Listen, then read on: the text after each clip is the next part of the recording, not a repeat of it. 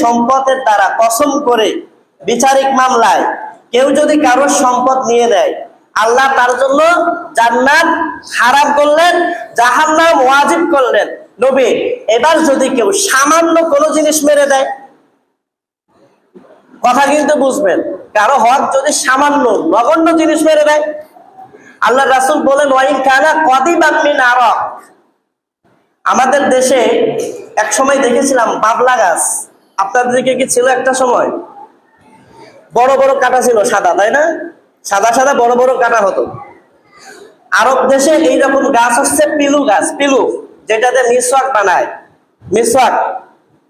আল্লাহর নবী বলতেছেন যে সাহাবা, যদি এইরকম পিলু গাছের একটা ডাল যদি কেউ অন্যায় ভাবে শপথ করে মেরে দেয়, তাহলে তার জন্য এই বিধান। বলেন নাউজুবিল্লাহ। ধরেন একজন বাড়ি করতেছে, বাড়ি করার সময় ইট ছড়াই ছিটাই থাকে, থাকে না? ইট ছড়াই ছিটাই থাকে কিনা? কেউ যখন নতুন বাড়ি করে, এই মসজিদ যখন বানানো হইলো, আশেপাশে ইট ছড়াই ছিটাই ছিল না? রাস্তা যখন হলো, আশেপাশে ছড়াই ছিটাই ছিল না? এখন আপনি মনে করলেন আপনার বাড়ির সামনে কাদা, আমার তো 6টা ইট হইলে আমি রাস্তা থেকে বাড়ি পর্যন্ত যাইতে পারি, আমার আর কাদা বাড়াইতে হয় না। এরকম হয় কিনা? হয় না? কারোর বাড়ি রাস্তার পাশে, বৃষ্টি পড়ে কাদা জমছে, পানি জমছে, অনেক সময় শ্যাওলা পড়ে পিচ্ছিল হয়ে যায়, তাই না? এখন ওইখানে হাঁটাতে তো কষ্ট, পড়ে গিয়ে ব্যথা পাওয়ার সম্ভাবনাও থাকে। আল্লাহ চাইলে দুনিয়া থেকে চলেও যাইতে পারে। এখন চিন্তা করলো যে মসজিদের তো বানাইতেছে, এইখানে যে ইটগুলা পড়ে আছে, আমি যদি 6টা ইট নেই, আমার বাড়ি পর্যন্ত আমি যাইতেই পারি, আমার কাদাও পাড়াইতে হইল না, আমার পানিও পাড়াইতে হইল না, আমি আষাঢ়ও খাইলাম না। এরকম হয়তো অজান্তে হয়েও গেছে। দেখেন দিয়া রাস্তা বানানোর সময় এরকম হয়তো অজান্তে অনেকে করেও ফেলেছে। এখন যদি তাকে ধরা হইতো যে এইটা তো মসজিদের, তুমি আনছো কেন, সে কি স্বীকার যাইতো? কথা বলে, স্বীকার যাইতো? রাস্তা থেকে রাস্তার ইট, রাস্তা বানানোর ইট, হ্যাঁ আচ্ছা, রাস্তা বানানোর ইট নিয়ে নিছে। এখন তারা যদি কন্ট্রাক্টর ধরতো, সে কি স্বীকার যাইতো আমি রাস্তার ইট বাড়ির মতো আনছি? স্বীকার যাইতো না, কোশ্চেন কালো না। কারণ ওই সময় স্বীকার করলেই সে তো চোর। স্বীকার করলে চোর কিনা? রাস্তা যে হলো, এটা তো জনগণের সম্পদ, এটা তো তার নিজের জন্য না, সে যে নিয়ে গেল, এখন তাকে বললে সে তো কোশ্চেন কেন স্বীকার করবে না। আমি প্রথম যেখানে ইমামতি করলাম, আজকে থেকে 12 বছর আগেই, আমি যাওয়ার কিছুদিন পরে রাস্তাটা ছিল ইটের সলিং, ওইটা পাকা করার বাজেট আসলো। রাস্তা পাকা করার সময় ইটগুলো, পুরাতন ইটগুলো যে তুলে রাস্তার দুই পাশে রাখছে, এই ইটগুলো 2 দিন পরে নাই, একটাও নাই। এবার বলেন, ওই এলাকার মানুষ ইটগুলো নিছে নাকি আপনাদের আশেপাশের এলাকার কোনো লোক গিয়ে আনছে? ওই এলাকার লোকই নিছে না?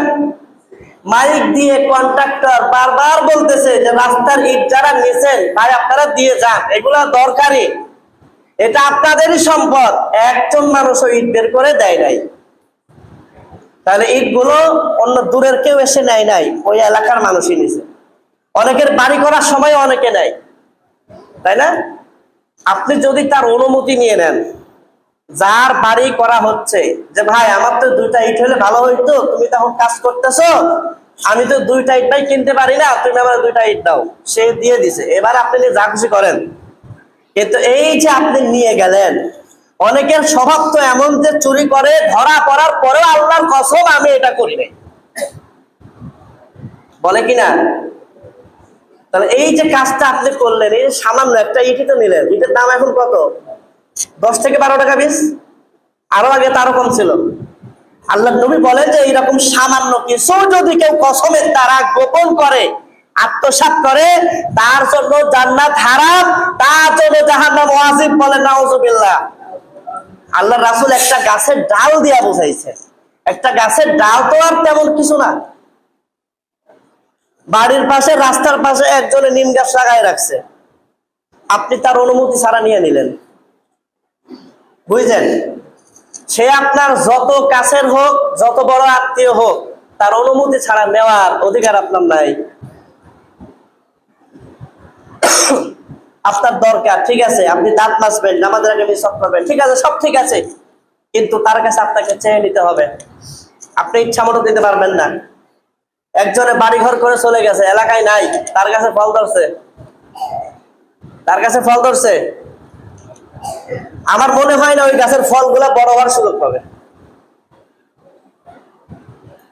কথা যদি ভুল বলি তাহলে বইলেন, তার ওই গাছ গাছালির যে ফল এগুলো বড় হওয়ার সুযোগ পাবে না, তার আগেই শেষ। সে গাছ ফেলে গেছে, রেখে গেছে, ঠিক আছে, ভালো কথা।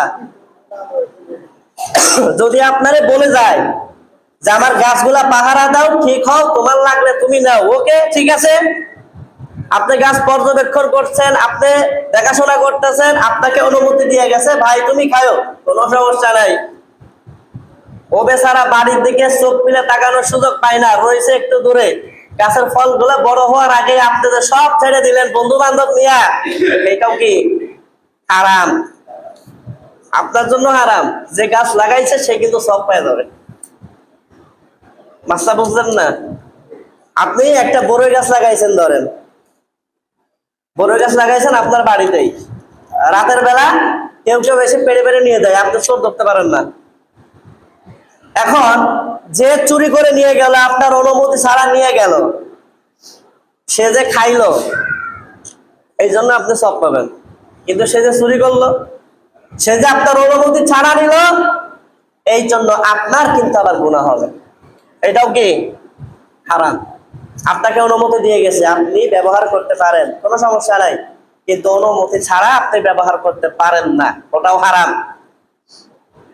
তাহলে আল্লাহ নবী যে বললেন যে সামান্য কোনো বিষয়ে যদি কেউ কসমের দ্বারা নিয়ে নেয়, তার জন্য জান্নাত হারাম, জাহান্নাম ওয়াজিব।